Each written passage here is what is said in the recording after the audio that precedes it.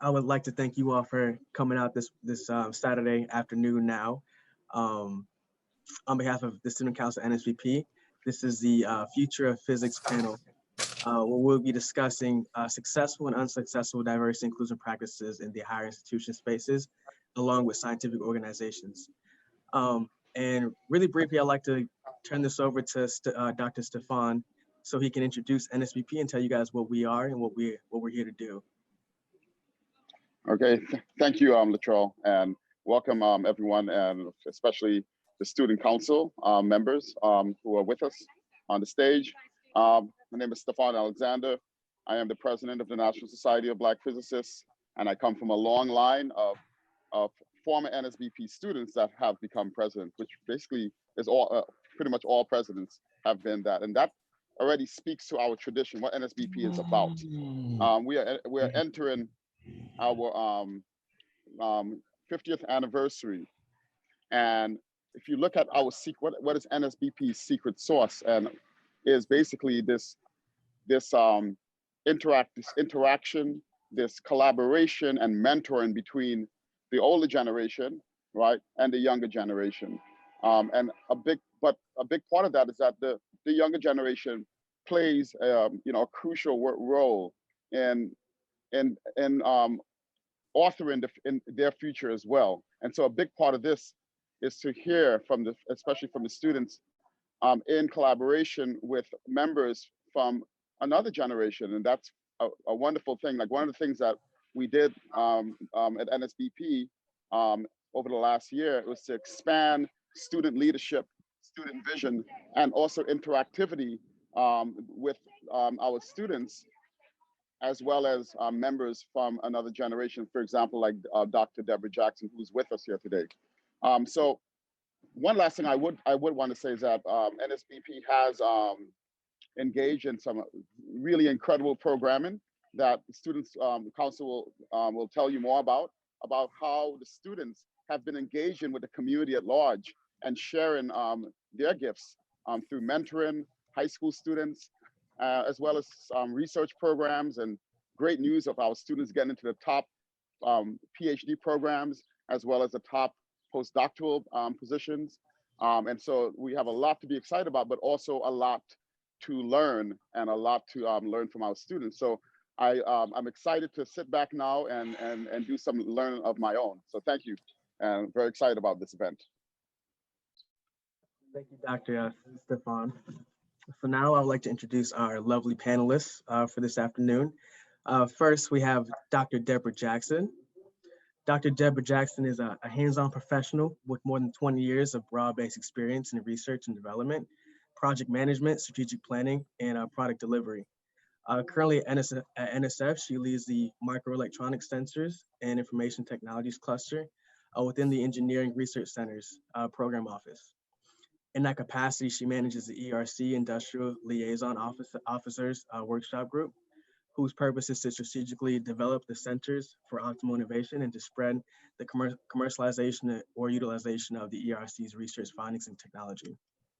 It was this mission of translating discovery into innovative real-world applications that attracted her to ERC program office. Before arriving at NSF, Dr. Jackson held a research appointments at the IBM Watson Research Laboratory, the Hughes Research Laboratory, the RAND Corporation, and the Jet Propulsion Laboratory. Dr. Jackson received a bachelor's degree in physics from MIT in 1974, followed by a PhD in physics from Stanford University in 1980. Through her initial graduate training, she was in nonlinear optics. Her research and development career spanned the full range of the electromagnetic phenomenon within materials studies using hard X-ray wavelengths, to quantum computing at visible wavelengths, to the fielding of radio frequency instrumentation on deep space missions such as Cassini and Mars Observer.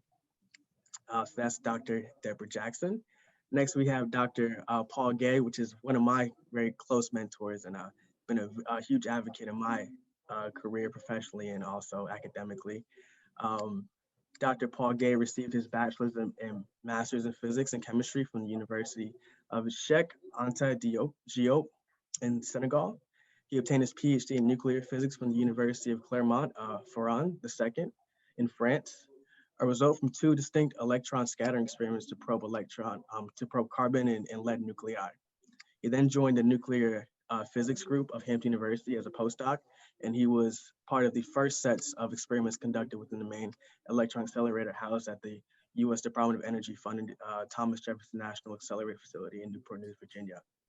While continuing his work at this facility, Professor Gay joined the MONA collaboration in 2013 to conduct heavy ion-based slow energy nuclear physics experiments at the facility for rare isotope beams, National Superconducting Cyclotron Laboratory in East Lansing, Michigan.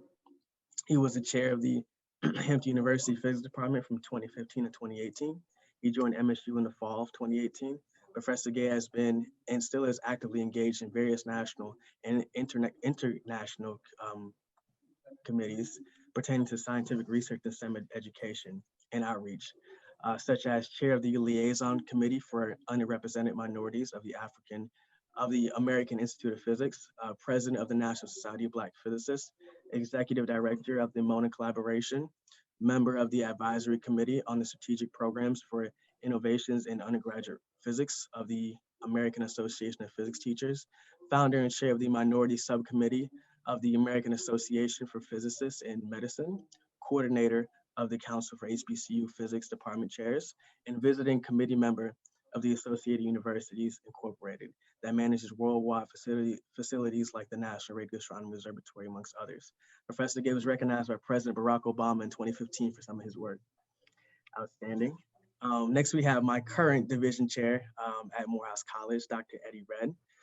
Dr. Eddie Redd is an associate professor of physics and dual degree engineering and chair of the Division of Mathematics and Computational Sciences at Morehouse College. He graduated with his bachelor's in physics from Morehouse College and received his master's and PhD in physics from Florida A&M University. Prior to joining the faculty at Morehouse College, Dr. Redd served as a postdoctoral researcher within the Advanced Light Source at Lawrence Berkeley National Laboratory, where he was the recipient of the Lawrence Postdoctoral Fellowship. Dr. Redd's research experience spans three major areas: atomic and molecular physics, material science physics, and nuclear physics.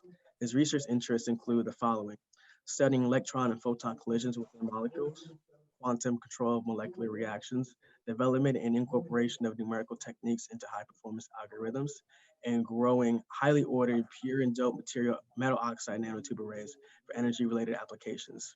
These efforts have led to several peer-reviewed publications on research in computational physics and atomic and molecular physics. Dr. Redd has served as a principal investigator on several federal-funded research awards from the Nuclear Regulatory Commission and the National Nuclear and Secretary Administration. Dr. Redd has also served as chair of the Department of Physics and dual degree engineering at Morehouse College, the nation's leading producer of underrepresented males with bachelor's degrees in physics. Next, we have another one of my mentors, Joshua Burrow. Joshua Burrow is a Baltimore native who is currently a PhD candidate and 2019 Ford Foundation dissertation fellow in the Electro-Optics and Photonics Department at the University of Dayton. Prior to receiving his master's in electro-optics at University of Dayton in 2017, he earned his bachelor's degree in physics and mathematics with a concentration in engineering from Morehouse College in 2012. His research interests span a wide variety of STEM disciplines, including optical physics, photonics, material science, electrical engineering, and applied mathematics. His thesis work focuses on nanoscale chalcogenide, phase change materials for high-speed light modulating devices. You got to tell me what that is later, Josh. Where he designs prototype devices, models performance, carries out fabrication, and performs testing on various nano micromaterials and devices with a vision towards developing integrated technologies. Next, we have Farah Simpson. She's the current executive on the Student Council of the National Society of Black Physicists. Farah Simpson is currently a third-year physics PhD student at Brown University. Her research is in experimental high-energy physics with the CMS collaboration and focus on beyond the standard model physics. She currently serves as a student representative on the board of the National Society of Black Physicists. She hails from the island of Jamaica and completed her undergraduate degree in applied physics at Columbia University in the city of New York. In her spare time, she enjoys ballet dancing, writing, and working out. She's passionate about teaching and mentorship and also spends a lot of her time as one of the mentor leaders and program coordinators for the NSVP at Harlem Gallery of Science Dream and Inspire Mentoring Program. And then finally, we have Samantha O'Sullivan. Samantha O'Sullivan is a junior undergraduate student at Harvard University, concentrating in physics and African American studies. Her research is in experimental condensed matter physics and focuses on microscopy of high temperature superconductors. Samantha was born and raised in Washington, D.C., and is a third generation Washingtonian. She is deeply passionate about intersectional racial justice, and in her free time enjoys genealogy research, running, and poetry. And then myself, I am Latrell Harris. I'm currently a graduating senior at Morehouse College, and I plan to continue my education next year, aspiring to be to get my PhD in physics. Okay, so now that we have all of our lovely panelists introduced, let's jump right into our panel discussion. So this first question is for all students. Um, Statistically speaking, African Americans make up less than 1.5% of the professional physics community and less than 4% of the student physics community. Given the small nature of the African American physics community, how important is engaging with professionals and or mentors that look like you in your field of study to your overall academic and professional success? Let's start on the student side. So let's start with Josh. Thanks, Latrell. So I can speak to this point from the perspective of my undergraduate experience. And so I chose to attend Morehouse College, which was an HBCU, which already had the department. The department was already primarily filled with African Americans. So I put myself in a position to kind of engage with a lot of African American professionals in physics and engineering. And so that sort of experience allowed me to kind of grow. And then the mentors also pushed me to attend conferences such as NSBP or like the National Mentoring Community Conference, where I then was able to attend it and engage with other African American scientists who kind of shared the same goals or interests as I did. And it's cool now because I'm sort of transitioning from where my mentors were like kind of like my mentors. So when I graduated from Morehouse, Dr. Eddie Red, he had started as a faculty member at Morehouse. And now over time, I'm starting to transition or our relationship is starting to evolve to another level. And so that kind of was brought upon just me being engaging into like different professional communities. Thanks, Josh. So I'm really glad you brought up Morehouse College and your experience with being at a HBCU and how that impacted your academic career and professionalism. So now I want to hear from the professional side because we have two. Dr. Gay was a former HBCU department chair of physics, and Dr. Eddie Red is a current division chair. So let's start with Dr. Red. What is your experience with how important is mentorship to academic success? So good afternoon, everyone, again. Mentoring is extremely important, not only from an academic perspective, but also from a research perspective, as well as just meeting with the student on a day-to-day and encouraging the student. So as you know, minorities tend to get the shorter end of the stick, unfortunately. It's been like that for years, and we're still experiencing various aspects of that type of relationship. So what we want to do is we want to encourage the students by making sure that they have all of the proper resources to assist them with becoming successful in the future. At the end of the day, if I had to put my finger on one thing that's most important, mentoring is it. It's not so much that a student has to be academically strong. I can work with a student who's not academically strong, but just taking a student who did not necessarily have those options, those opportunities, in exposing them to various types of opportunities in science. That's pretty much the biggest thing that we want to focus on in terms of our mentoring at Morehouse. So mentoring and advising is pretty much the biggest two aspects. Thanks, Dr. Red. So glad you brought up mentorship again, because Dr. Gay is one of my current mentors, and he's definitely had a huge impact on my academic career. So Dr. Gay, how important is mentoring to you in your field, and also how important is it to give back, like to mentor somebody underneath you? Thank you, Luttrell, and thanks for everybody for attending this panel discussion on a Saturday afternoon. So I'm going to start with where I come from. So I'm originally from Africa, from West Africa, actually Senegal. And growing up, as we all know, it takes a village to raise a child, right? So this is completely rooted in my vein, in my DNA. So coming to the US, I had no idea there was that many discrepancies between the different institutions. I grew up in a place where everybody helped each other, whether you're in primary school, in middle school, high school, going to college. It's a family type of settings. So the discrepancy that I saw in the US was a shock for many foreigners. I'm probably not the only one. But I'm also somebody that is very passionate, as Luttrell mentioned, about being sure that everybody get access to everything that they need to get their full potential. And in order to do that, unfortunately, there's only 24 hours. There's only a few of us, but no is not in my vocabulary. So it doesn't matter for me if you have a very strong background in math, science. The question is, what do you want to do and how can we make that happen? And that includes also financial needs.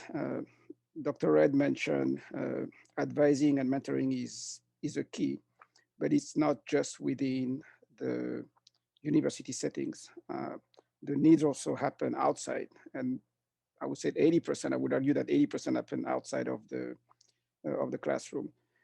And this is where we can really make a difference, trying to figure out how to jump in the hole with the students and be sure that they succeed. Yes, some of them will go fast, but some of them will go slow. But at the end, they still reach the final line. So it's important.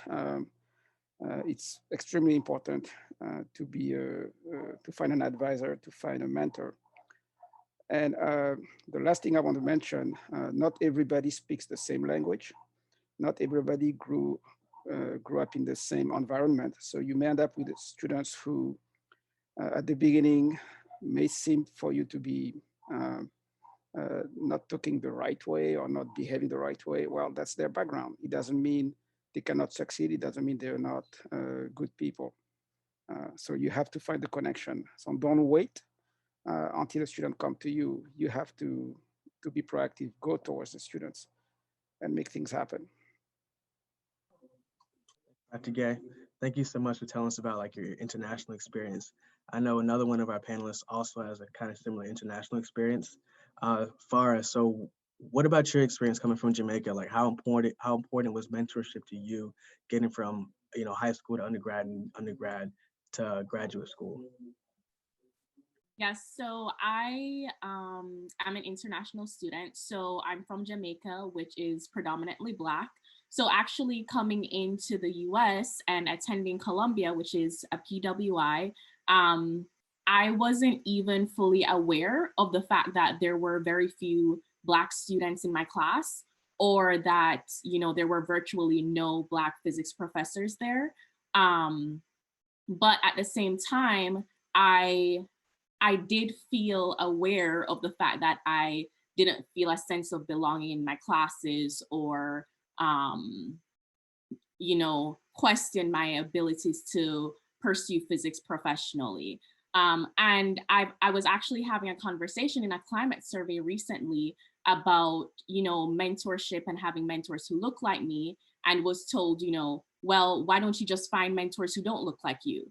And it's like, yes, I do. That's the only way I've been able to survive, right? Like, I do have mentors who don't look like me, especially at Columbia, I did. And while that is valuable, and also pointing out that I do have an intersectional identity. I'm not just Black, I'm a woman, I'm queer. And so my mentors don't necessarily hold all these identities, right? But when media and textbooks are telling you what a scientist looks like, and that's contradictory to who you are, it makes you question things. And it's important to have people who directly contradict what these stereotypes say or what media and textbooks say. Speaking in terms of just mentorship overall, mentorship is the reason I am where I am. Mentorship is the reason that I was able to pursue a physics PhD. I was able to graduate Columbia. I couldn't have done it without the mentorship and guidance and just support of people who had been through it. Because my mentors, what I appreciate about all my mentors is that they didn't just share their success stories, they also shared their difficult times, which was important to me because when I went through those difficult times, I knew that there were people who got through it, basically. Thanks, Farah. Very powerful. Dr. Jackson, I think your mic's unmuted. Did you want to say something? Oh, I really. Are you just listening? No, I want to endorse what Farah just said about the importance of knowing that somebody that you really respect and aspire to be like has been through those difficult times. I mean, a lot of times that's about the only thing that keeps you going is to know, okay, they got through it. So there's got to be a way. I know there's a path. And I think that was really right on. Thank you very much for bringing that out. Thanks, Dr. Jackson. Sam, you're currently an undergrad, so you're right where I'm at the same place. So how important is mentorship to you, like getting to that next step, because you're aspiring to go to grad school as well? Yeah, thanks. I can think of a few really tangible examples where, if someone had mentored me, specifically Black women, then I wouldn't be where I am today. And one of them is there's an administrator at Harvard who just retired. Her name is Carol Davis, and she was so instrumental in kind of making me feel like I belonged. I remember I would go to office hours for my freshman physics class, and her office was right across from where office hours were held. And she would always kind of come into the room and check on me and be like, how are you doing? Are you doing what? Do you want some candy? Things like that. And it just felt very welcoming. And she actually had been from the Washington, D.C. area as well. So it felt a lot like home. And tangibly, she was very instrumental in connecting me with NSBP because I just was in her office one day and she said, there's a conference coming up, like you have to present a poster there. And I was like, oh, I've never presented a poster before. I don't even know what that is. And she was like, no, like I'll help you. I'll connect you with people who can help you. You can print your poster here, and it's the NSBP conference. And so I ended up, printing a poster, getting one together, and presenting it at the NSBP conference, which is where I was introduced to NSBP and found this wonderful network of Black physicists. And so if it hadn't been for her and her encouragement, I definitely wouldn't be here on this panel, and I wouldn't have even begun my sort of presentations in physics. And this past conference, I kind of graduated from a poster and gave a talk on my research. And so she was really instrumental in that way. And even though she's not a physicist herself, just kind of having a Black woman there as a presence was really powerful. And another specific example I can remember, there's a graduate student at Harvard right now. Her name is Jamelle Watson Daniels, and she graduated from Brown University actually. And she is doing more computer science in her graduate program, but I connected with her because everyone was like, you have to meet Jamelle. She's this great Black woman in physics. And I had just a few meals with her and she said, oh, I know the NSBP conference is coming up. Like, I'm happy to help practice your poster presentation. And so I ended up meeting with her sort of once a week leading up to the conference to practice, and having her there as someone who, was really inspiring. She told me about her own story presenting at NSBP when she was an undergrad. And so kind of just having them as two figures, even though, again, neither of them were my professors, neither of them were in my classes, it was really powerful. And again, it really helped me get where I am today. So those are two examples of powerful mentorship. Thanks, Sam. And not only did you present, you graduated from poster to a talk, you won an award, didn't you, at the last NSBP for the best talk? So yeah, it's definitely an impact that your mentors had on you. I think Dr. Gay wanted to follow up really quick. Yes, so Samantha, thanks for sharing that. That's very powerful. And that's also lead to something that we too often overlook. As far as department chairs, you don't want to put office hours, have an open policy because you don't know when student has some needs. So make it completely open. And if you cannot meet with a student at the same time, be sure to follow up and find a way to talk to them. And second, yes, it's a network, and you may not you may not be the only person on campus.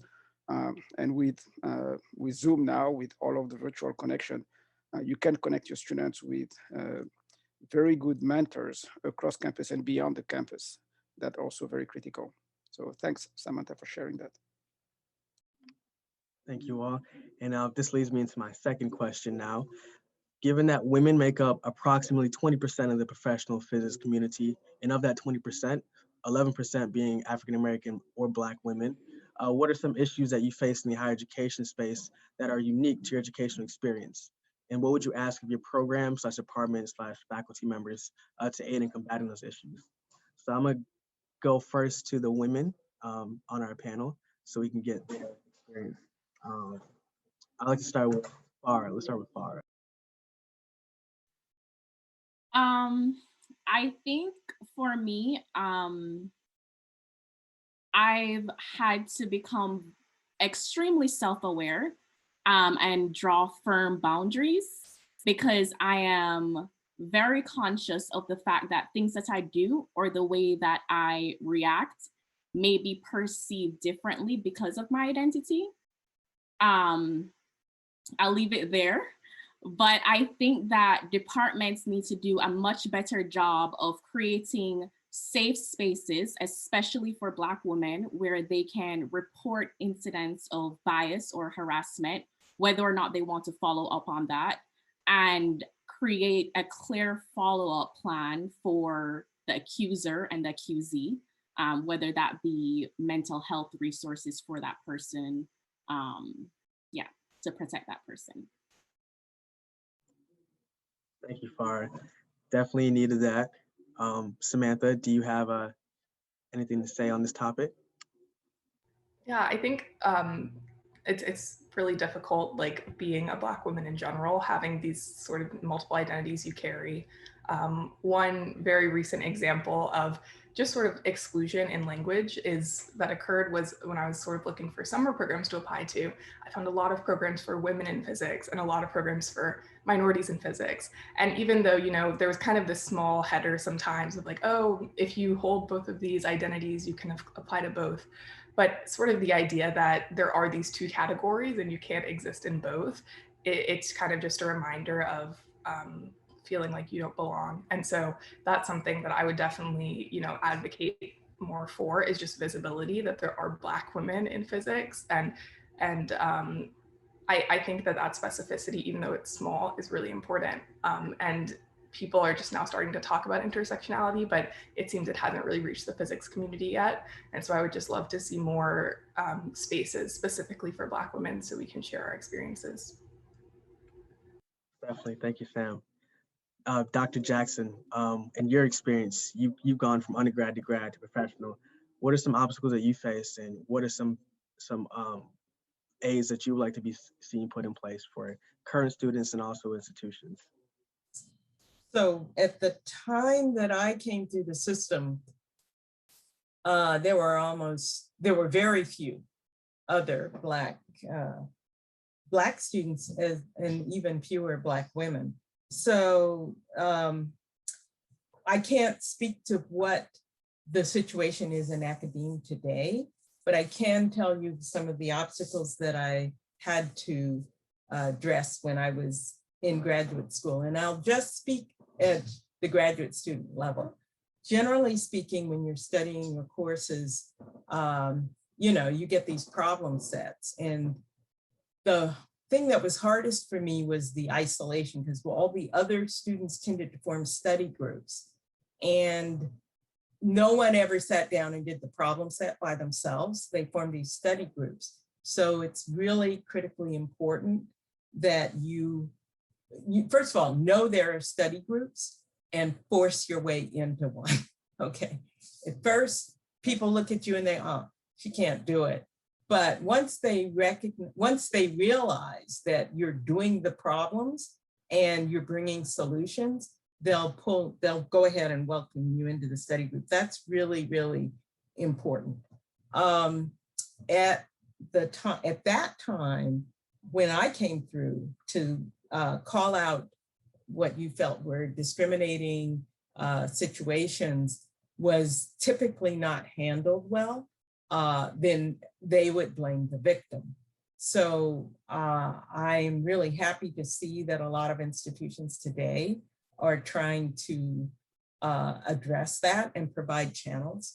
You do need to make sure, so I would encourage that, but also what I found I had to do was be careful how I phrased the complaint. And a lot of times for me, what I realized after a while was that, okay, if I've got a problem, I've got to deal with it, especially if it's with somebody. What I learned very early on is never go in and complain directly, walk in with a solution that you consider acceptable, because it's not unusual for them to say, oh, this is awful. Oh, we're going to fix it. And then they take you from the frying pan and dump you directly into the fire. So don't just go in complaining, go in, state what you see as a problem, but formulate the solution you want, and that put both of those on the table simultaneously. So that's what my many years of experience have taught me.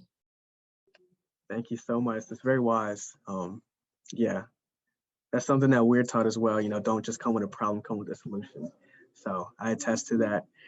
Dr. Gay, you have been a huge advocate for women in physics ever since I've known you. Could you speak a little bit on this topic? Yes, thanks, Deborah, for your insight. Where do I start? So there's another, I'm going to focus on another component. There's always somebody somewhere that will be a very strong advocate for women.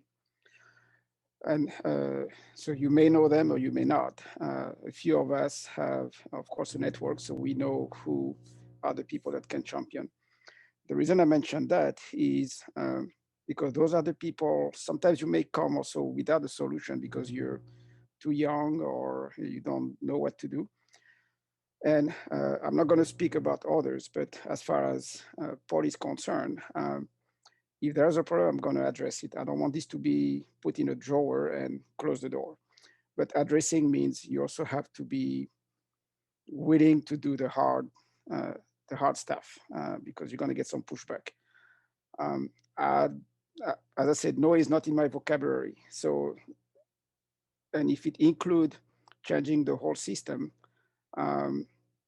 I will jump in the hole and make that happen. So that's one.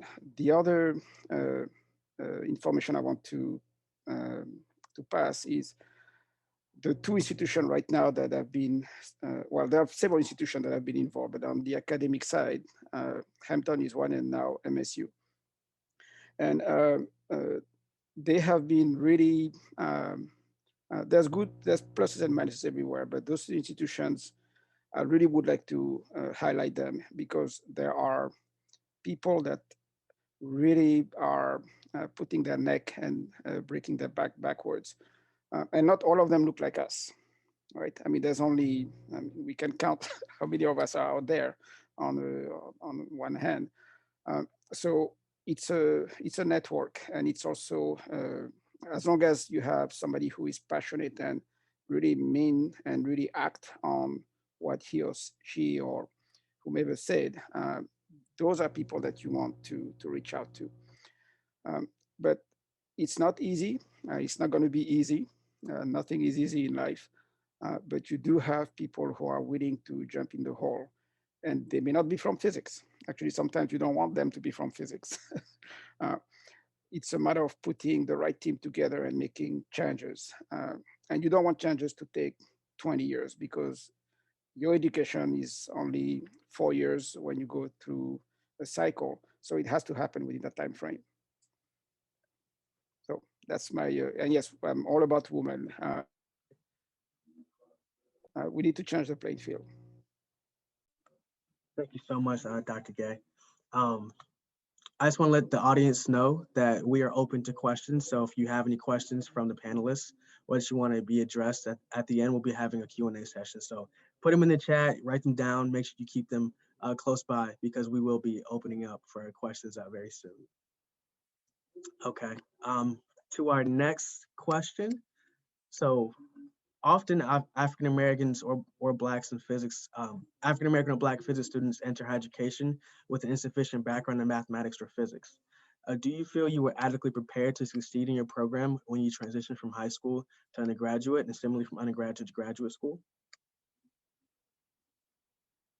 And for our professionals, how do you as a faculty / professor ensure that this academically challenged student is successful? Two-part question. So I'd like to go to the undergraduate side first. So Sam, please chime in. Thanks. So I was definitely, I think I entered college with a fairly strong background in math. Physics, I'm not so sure about that. I attended DC public high schools, and my school was primarily liberal arts based actually, but I took the physics and math classes I could and ended up taking some college level math classes as well. And so when I got to the physics department at Harvard, I was a little bit nervous to start, my coursework, but I found very quickly that there's a lot of support available, and I was never in over my head, and I was able to manage all of the coursework. I do think that regarding sort of the culture around, being prepared academically, there is something I've noticed at a number of institutions, which is that there's this idea that there's this kind of preconceived notion that if you can only enter physics if you have a very strong high school math and physics background. And I think that that's a really dangerous mentality to have because, as you mentioned, it's predominantly students from underserved communities who don't have that background, and that leads to a lot of the underrepresentation we see. And there's also sort of a culture that, that means you can't truly be anything you set your mind to, right? Because you're limited by what your high school is able to prepare you with. So I think that this notion is carried by students and some faculty alike. And they'll sort of ask students, what preparation do you have for this class? And that can be really intimidating. So I think that rather we should kind of shift the culture so that there's a clear path for any student who wants to pursue math or physics, regardless of how much preparation they had when they were in high school. Thanks, Sam. Yeah, I have nothing to say on that one. That was good. Farah, your experience? So again, I was at a high school in Jamaica, and so our syllabus actually prepares us very well for university level math and physics. So I felt really prepared academically coming in. Culturally, not at all. The way that things are taught, the competitive nature of schools, like having A's and B's dependent on like the concept of curving to determine your score. So like your score then depends on your classmates. Those things I was absolutely not prepared for. The other thing that was really difficult was a lot of the times professors didn't necessarily understand my examinations that I took in high school. And so they would place me in like introductory classes when I had already covered those things, but just because they couldn't understand how to convert a Caribbean education to an American education, then they just assumed I didn't know it, basically. Yeah, I think for graduate school, undergraduate was pretty rigorous, and I feel that I was pretty prepared academically as well for graduate school. And I think Brown Graduate School provided a lot of support, a lot more than I was used to, and a lot more investment in my academic success. And I felt professors actually cared about how I performed. So that I felt very prepared for. Thanks, Farah. So do you feel like you were, like coming from high school to undergrad, because you came from Jamaica, do you feel like you were more prepared than your classmates who came from the traditional American school system? I think in some aspects, because a lot of the syllabus that was taught to me my first year of university, I had already learned in my last year of high school. But the way that it's taught, so like certain aspects of it, because I know in the States, it seemed like they focus a lot on geometry and things like that. So there were aspects of the syllabus that they focused more heavily on in the US, I noticed, based on my experience. But yes, I felt very prepared because I had learned a lot of the things that I was taught in my first year during my last year of high school. Thanks, Farah. Josh, what about you? You're about to graduate, get your PhD actually. So you've almost been all the way through. What's been your experience with math and physics? Were you prepared? So initially, when I was growing up, I thought I would be a basketball player, but I didn't turn out to be over 6 feet. So then I attended Morehouse, but while I was in high school, I was kind of recruited to play basketball, and I went to a private high school where I probably received like a fairly good education in terms of like my math and sort of physics. I never really liked physics, to be quite honest. I was more of a math guy. But then once I, started school at Morehouse, it turned out that there were more opportunities in physics and kind of engineering. So I kind of deviated my plan just to kind of adhere to this financial burden that I, had being a first generation college student and things of that nature. So overall, I would say I was like more or less prepared. I'd seen Calc 1 and Calc 2, but I was kind of steered away from physics because of my high school teachers. But then I started to gain mentors along the way in physics, where they were like really championing for me and supporting me along the way. So I just kind of, I ended up having a double major in math and physics. So I would kind of hop between the two and pick up mentors and knowledge along the way and make those key connections between the two, kind of mother and daughter of science. Mother and father. When I was transitioning into graduate school, this was a little bit different for me. So with that math and physics background, I was kind of prepared. And so I decided to go into optics for grad school. And so that program is a little bit different than your typical physics graduate school program. And so after I graduated, I took maybe a few years off actually. And I, made several life mistakes that kind of had to, put a halt to my plan. And so I took that time to kind of reevaluate things and get myself together so that I was mentally prepared for graduate school. And during that time, I also started to be proactive in learning the things that I would have had to learn, in the future. I like to prepare myself for upcoming hurdles or challenges. And so that was kind of one of the things that I did during that downtime between undergrad and grad school. Thanks, Josh. So now I want to transition to the professional side. So do you feel as a faculty / professor or whatever position that you're in, do you feel like how do you make sure that academically challenged students are successful, whether that be mathematically or in physics? Dr. Red, you want to start us off? Sure, no problem. That's a good question. As a professor, I understand that all students enrolled in a course do not enter at the same academic level, and most professors are cognizant of this. However, as a point of clarity, me being the professor is not necessarily A student's success is not necessarily predicated on what I, as the professor, will provide that student. So say, for instance, if we're working through a set of problems and the student gets stuck on a problem, a lot of times the student will say, well, what's the correct response? And they want an immediate response. And I, as the professor, my role is not necessarily to give you an immediate response. My role is to prepare you for the next time when you see a similar type of problem where the input values or parameters may have been changed. So I'm supposed to equip you with the proper tools and the proper resources to help you navigate through that. So that's kind of like a life lesson, right? You're going to encounter these situations in life, these problems in life, where you're not going to have an immediate response, an immediate answer for that particular situation.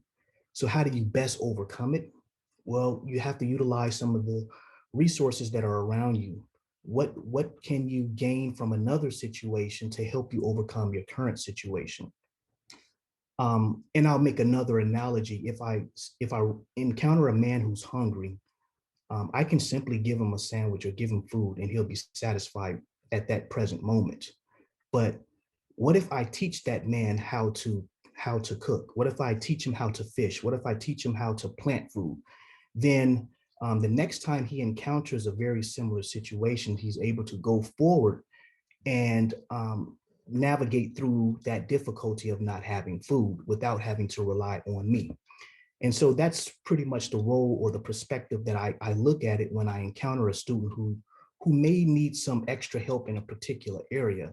I try to teach students that there's another way, all right? Try to identify other resources that are available to help support him or her.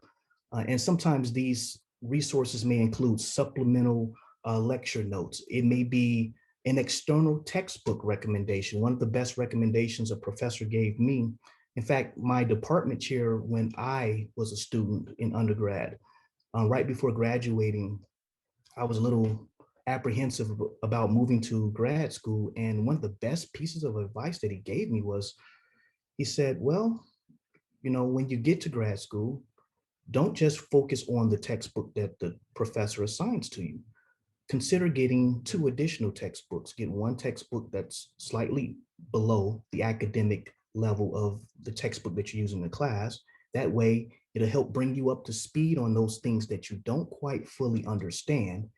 And then he said, also get a textbook that's slightly harder than the textbook that you're using for your class. And that way you can kind of challenge yourself to go the step beyond. Once you master the subject, go a step further and try a problem that's a little bit more harder.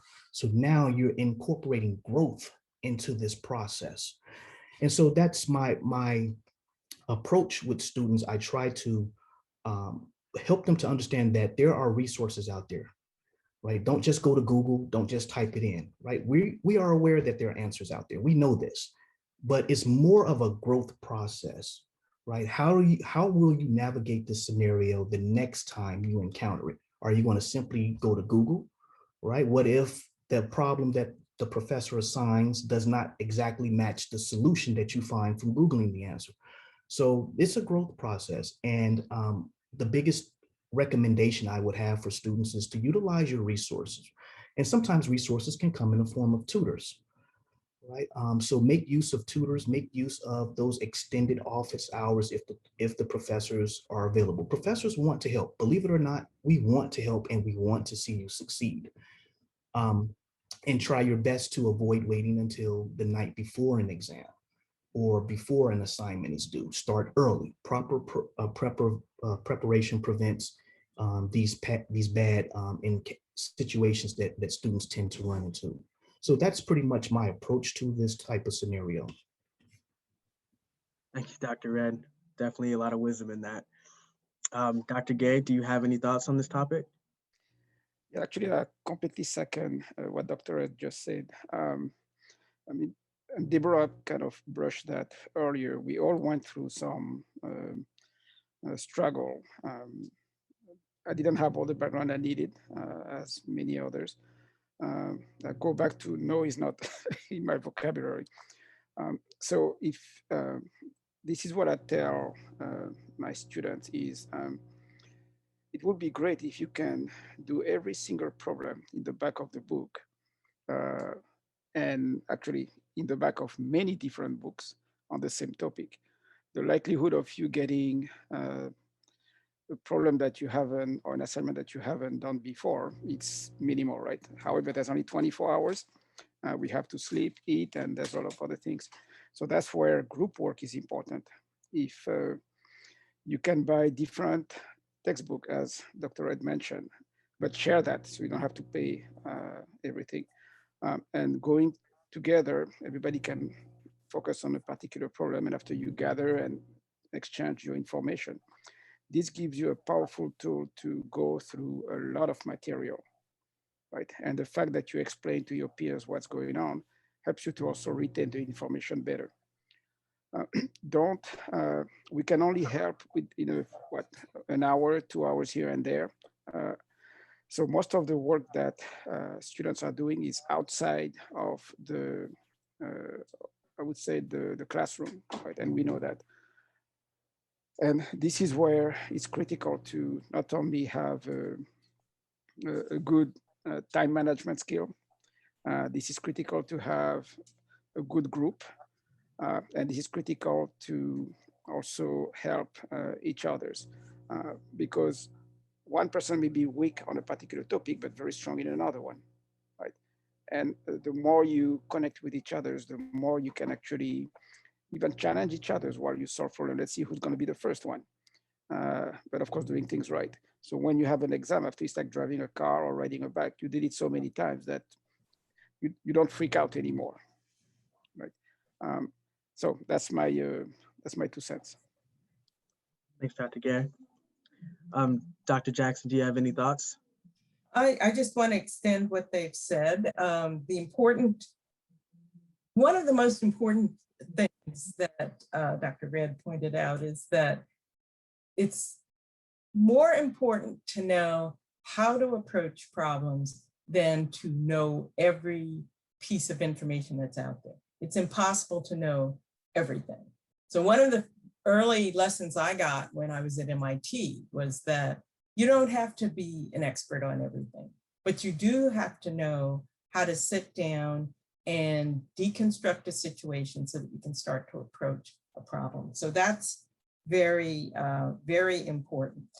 And it's even more important, I feel, now that I look back over my career, because the landscape in which I'm trying to do my physics is constantly changing. So whatever it is you're preparing for today is not going to be relevant 10 years from now. So the ability to be adaptable, and it doesn't matter what field you go into. It's, this is a problem for physics, but it's a problem for every occupation out there. So the most important thing is to be, to pick up the skills that you need to be adaptable in response to the changing landscape. I really wanted to emphasize that because I'm sitting here looking, I know I made some decisions in the past that actually built out my ability to approach widely diverse problems. At the time, I thought I was departing from my chosen path and it was a waste and all of this, but in the long run, I found that it has been paying off because people look for folks that are, you have to be deep in some things, but the ability to have that breadth so that you have some experience that touches on a wide variety of problems is important also.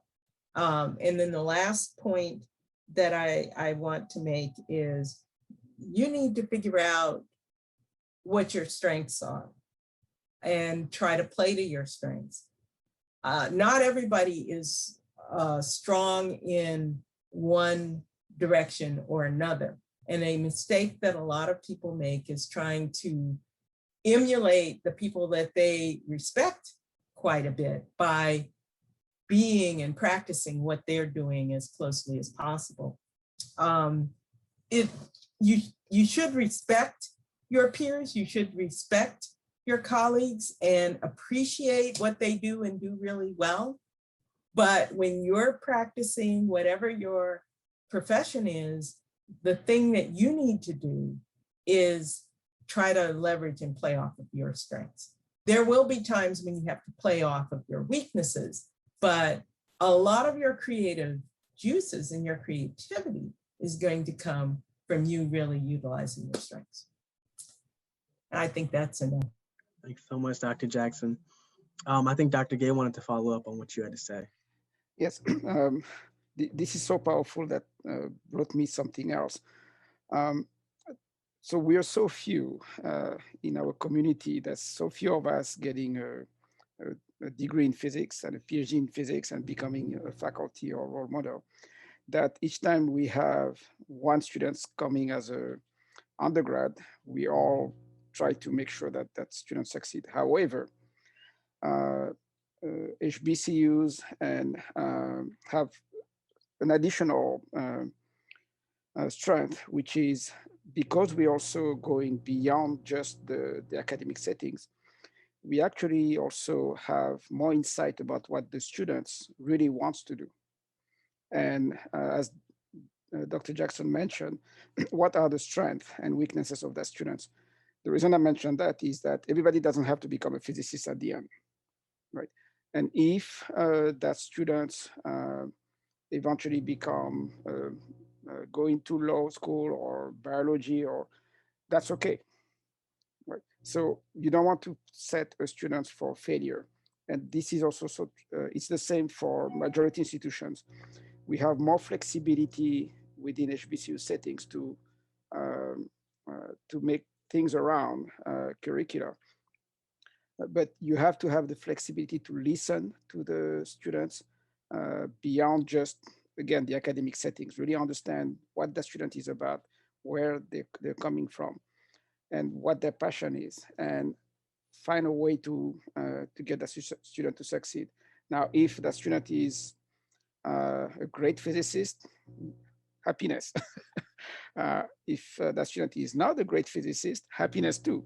We just need to find the right place for that person. Thanks so much, Dr. Gay. That was a great answer from all panelists. Because I want to have enough time for questions, we're going to go into our next question. How do you define diversity and inclusion? Do you think the physics program at your institution as organization is inclusive? In what ways do you think it could be improved? And for our professionals, how have you seen diversity and inclusion practices change over the years? I want to start this question off with Farah again. Yes, so I think diversity more speaks to the representation of groups based on, their identity and their perspective, whereas inclusion really speaks to how these groups are treated and if they can actively participate and succeed in the environment. So I attend Brown University, and I think that Brown has done a good job of starting to have conversations around bias, harassment, diversity and inclusion. And they have, departmental diversity inclusion action planning committees with a diversity and inclusion action plan.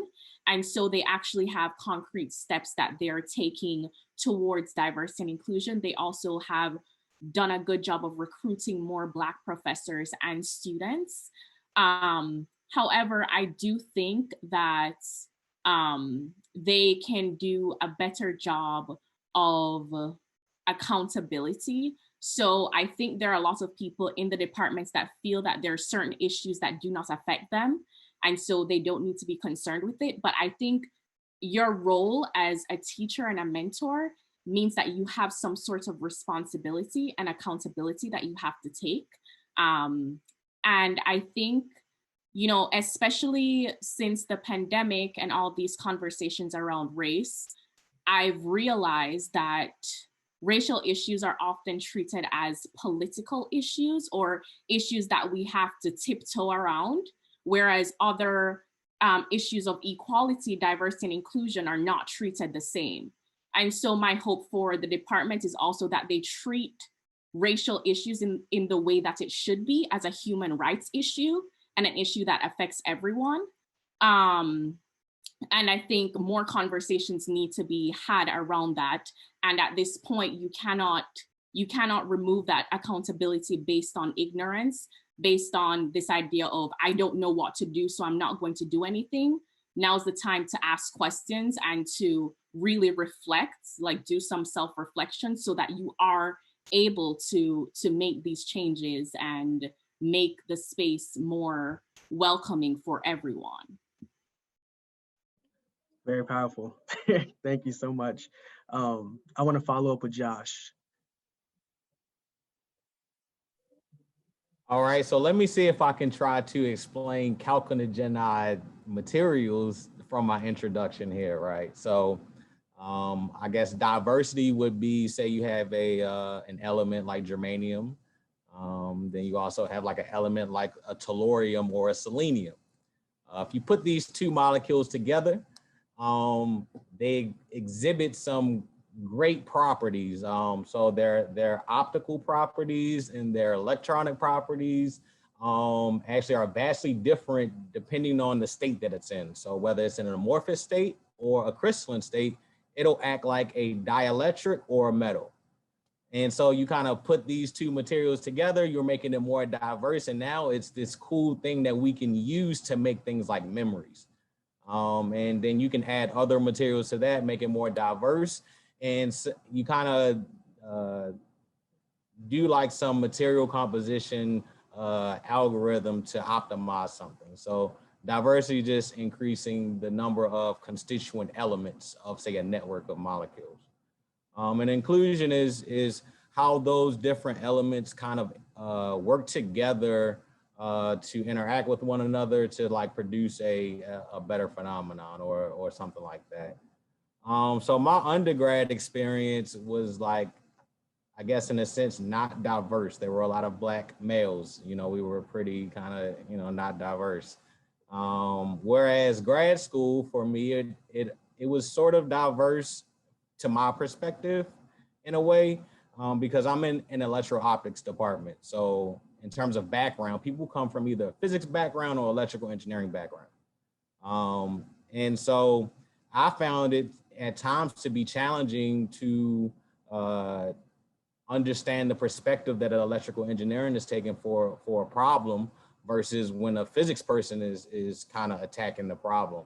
And essentially it allowed me to work with other individuals from different backgrounds to work together to put together this cohesive story where we could tell analogies between the two perspectives. And yeah, so I just wanted to kind of reiterate how diversity can come in many forms. So not just race, it could be background, your personality, your preparation, your skill sets. And as many panelists have mentioned today, you need to try to play to your advantage and work with groups to kind of put together this cohesive, well-working machine to tackle some problem.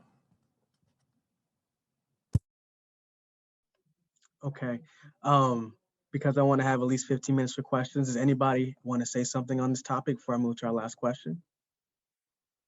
You could just speak, you don't have to raise your hand or anything. I'll just quickly say that at NSF, obviously, diversity and inclusion is an important part of concerns for us. And in the time that I've been at NSF, we have we've monitored the level of diversity across the awards that we give. And we basically, yes, there has diversity can be in terms of expertise. When you have people from different fields mingling together, that creates a really dynamic environment. And in fact, there are a number of publications out that have documented basically that diversity, the more diverse the team is, the more citations that publications get. That as a result, when I'm talking to the centers that I'm funding, I encourage diversity by pointing out to them that there's documented evidence that the level of productivity at the center will accelerate if you have a more diverse team. So it can be in terms of gender, it can be in terms of background, experience. We definitely encourage cultural diversity and more beyond cultural diversity beyond the international, because a lot of times institutions will respond when you say, you need to be diverse by bringing in more people from Asia or something. But we want to see that across all areas. And there are definitely some publications in Nature of all places that document that. In fact, I'm going to drop that in the chat. Maybe that could be shared with all of the attendees. I didn't realize, you know, and actually I use these publications to get the folks that we fund to take diversity more seriously once they know that it's in Nature. I'm dropping it in the chat now. Thanks so much, Dr. Jackson. Anybody else really quick? I'm about to move on to our final question. Yeah, I got a 10-second comment. Just be careful not to overdo. So diversity is important. We all want to make changes within our respective departments and universities. However, if we bombard all the faculty and the university community by too much, you may have a backlash, right? Because people will be tired, they're not going to read anymore, they're not going to attend any more meeting and so forth. So you need to find the balance so that you have what you keep the price on the eyes on the price. The eyes on the price. There you go. Thank you. And don't focus only on one community. You should try to make it as broad as possible, so you have more of support from the entire community. I just go ahead, I Farah. have to say that, like, I think a lot of the times when the issues of it's too much comes into play is a lot of the times when institutions are trying to look like they want to be diverse and inclusive rather than actually wanting it. So like just having talks and all these things for appearance reasons versus actually doing things to make it a more diverse and inclusive community. That's part of the reason why I use those publications from Nature. And it wasn't a study they did on the front end. They went and looked back through publications over 30, 40 years and found that the papers that were getting the highest number of citations were from teams that were highly diverse. And so you need to look at the papers there. But I use that. So that people that are really, what I find is a lot of the people I fund are type A individuals. They want to be highly successful. So once they know that diversity is an aspect of being more diverse in the way you do your collaborations can result in higher profile publications, they change their behavior to accommodate that. I always believe in the carrot, not the stick. And if I may just quickly jump in, I'm sorry. Just really quickly, I know that you're trying to keep with the time and the topics, but from Morehouse's perspective, we require that all of the faculty and staff complete something called Title IX training annually. And part of that training, Title IX was put in place in a nutshell to protect against discrimination and harassment based on race, gender, sexual orientation, so forth. And so that's one aspect. It doesn't address everything. It doesn't fully, as we know, the things that we're dealing with Black Lives Matter and all the other things that are going on in society, it doesn't address everything, but now you're opening up the door to awareness and you're making people more aware of what their actions, their words are, how those things affect other individuals and their behaviors as well.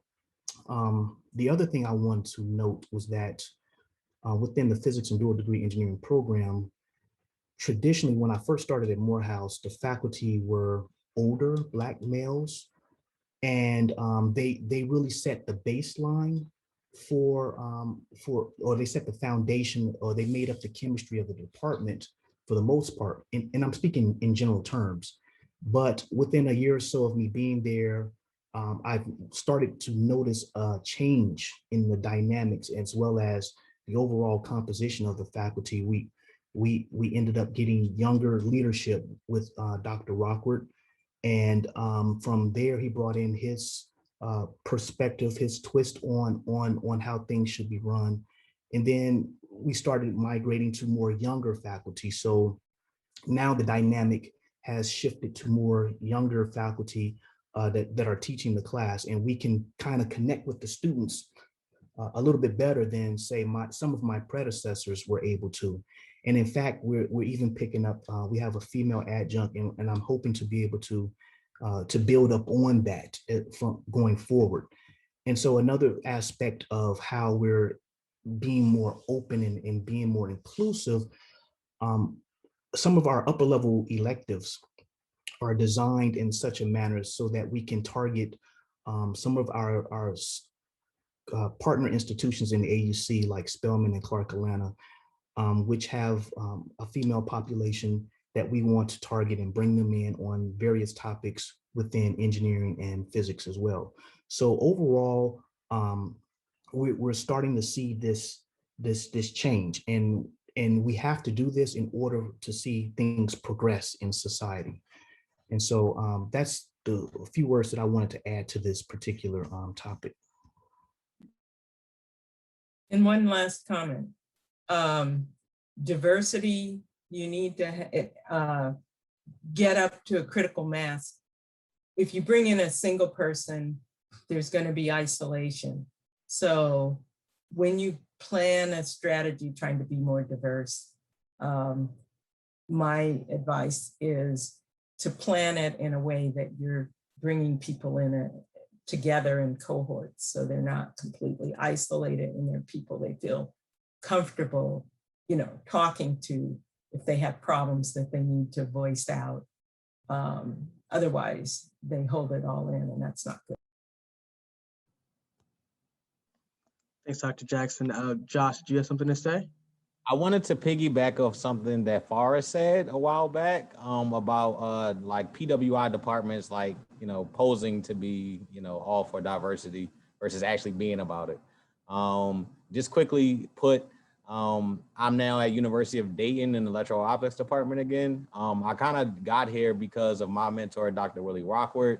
He suggested that I come here because he knew that there was an advocate in the department already who would champion for me once I got here. So he didn't put me into a situation or a department. So although there were no Black people, I was the only one. I have mentors that come from all walks of life, and I encourage that, and I love it. It helps me get diverse perspectives on how to just attack anything that I have upcoming in my career. That's all. Thanks, Josh. Any final thoughts? Okay, I think we're good. I would now like to open the floor for some questions. I know we have some in the chat. I'll just go through a couple of these really quick. So our first question, in your experiences, what are the biggest things that people in positions of authority who are well-meaning get wrong when trying to make academic environments truly equitable and welcoming and supportive to students of color? Anybody can answer. Okay, I'm gonna start. Mm-hmm. The biggest mistake that is often being done is the following. All of us can sit down and find the best and come up with the best program ever for any community, right? And when we started, it just failed. And the reason is because we didn't include that community that we want to address. So be sure you bring people at the table when you want to develop a meaningful program. Otherwise, it's useless, because you're going to miss that little point that basically make the whole thing to crumble. Yeah, I would also add to this. I read article recently about imposter syndrome, and I think that's a word that's thrown around a lot for underrepresented communities in STEM. And the article is basically saying that imposter syndrome should be a burden on the institution, not the person who experiences it. And I think that that's something that well-meaning professionals often get wrong. It's this idea that, oh, you're experiencing imposter syndrome, how can I make you feel better? Or how can I make you feel more comfortable? And although that is very well-meaning, the imposter syndrome is rather a syndrome that the department has really deep-seated issues that need to be addressed. So while it is good to comfort the student and ask how you can make them feel better, you have to also bring that to the department meetings and say, there are students who feel this way, what can we change? Because it's not an issue of that particular student who will go on and graduate, the next student will feel it as well. And so I think that a big thing that you if you really care about students, you have to be really loud in meetings where people are discussing institutional changes.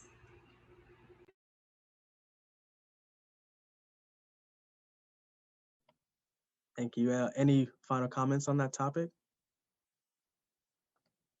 Okay. Our next question is that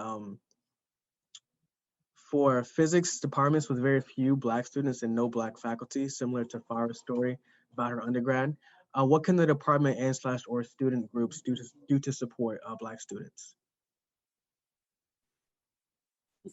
Speaking from personal experience, what my institution could have done was connect me with networks like NSBP. I didn't even know about NSBP when I was attending Columbia. And I think acknowledgement is one of the biggest things that I didn't receive, acknowledgement of my identity and the fact that my identity might affect my experiences. I felt very alone because of that. And I felt there was no one I could talk to when things happened to me that was based on my identity. I would also add that when you're a student, it's difficult to say to the faculty, hey, y'all need to do something about this. But you can try to suggest small things that can change the environment in an immediate context. And one of the easiest things that you could do is encourage your department to invite practicing Black professionals in as speakers.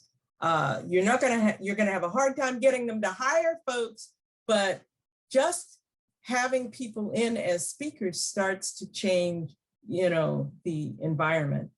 Maybe you can give them a list of people that you know are really, really good, excellent collaborators and speakers. And that will change the way that people in your department see people like us and start to realize that we do bring real skills to the table when it comes to practicing the profession. Thank you so much. Any more comments? Okay, I'd like to move on to our next question. So this is from Gregory Magavero. I received very high marks in high school in math and science, 1987. I thought I'd be an engineer sometime. However, when I arrived at my university, I quickly realized how poorly my high school curriculum had prepared me for the buzzsaw I walked into. I immediately changed my academic goals and lost a significant level of self-worth. Do any of you see this happen today? If so, how would you recommend reaching out to students with similar experiences?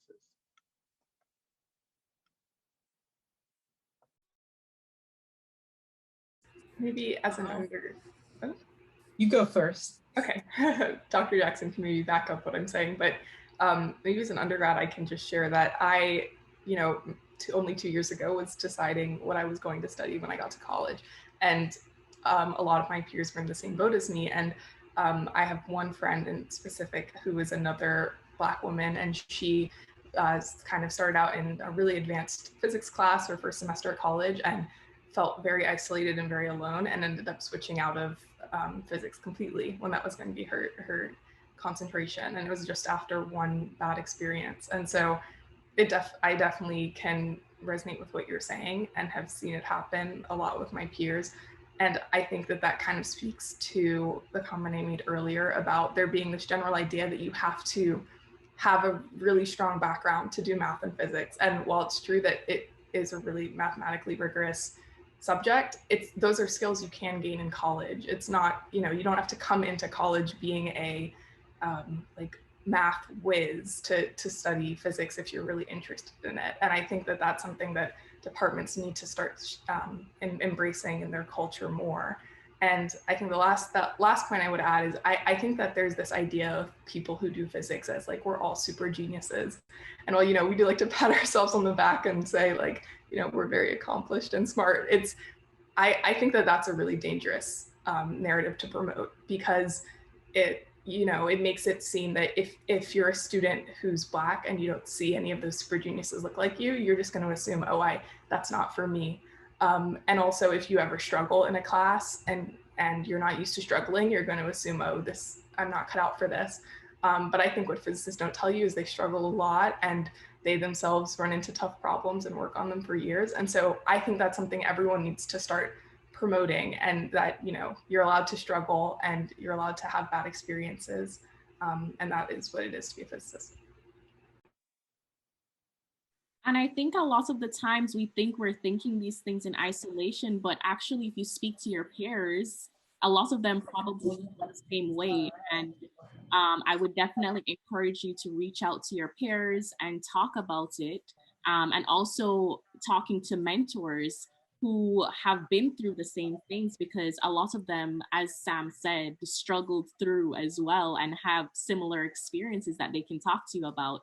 And that might provide some encouragement, or at least some comfort in knowing that you're not alone. So, and I will just say this, that definitely happened to me. When I started at MIT, I had no idea what I was getting into.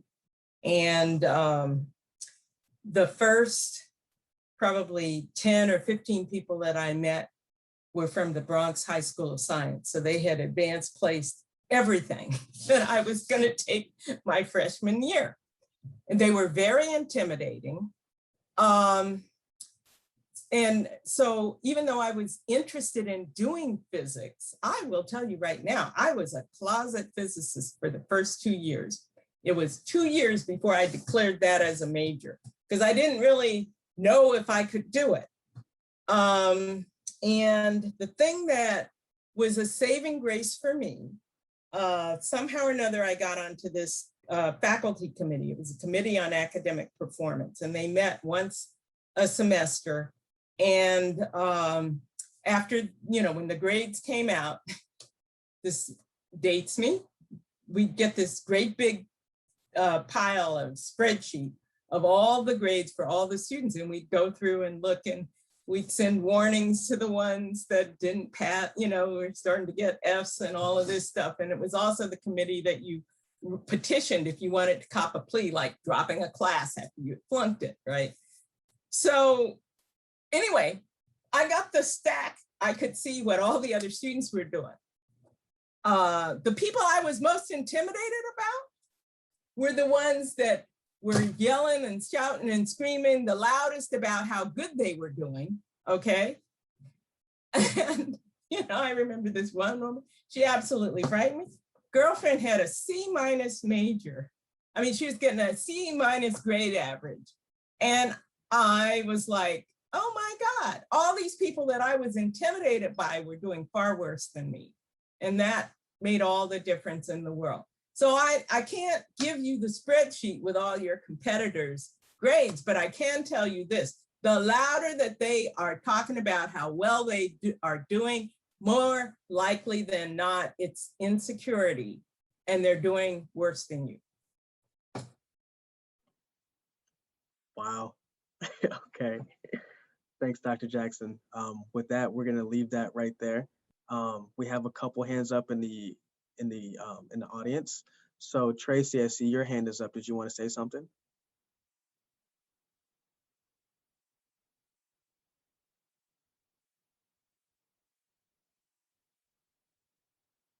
Okay, while Tracy gets her mic working, Kristen Lewis, your hand is also up. Did you want to say something?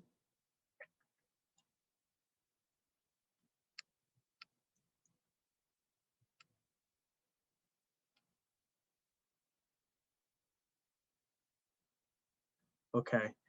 Not sure why we can't hear them, but we're actually right on time. It is 1:31. I don't want to hold our panelists up, um, but thank you so much for coming out with us and enjoying and engaging with us during this panel. We look to be hosting something similar or something along this topic in our future events for the Student Council. So keep a lookout for emails from the NSBP or the Student Council. Thank you so much to our panelists for your great insight and wisdom. We hope to have you back very soon. Thank you, guys.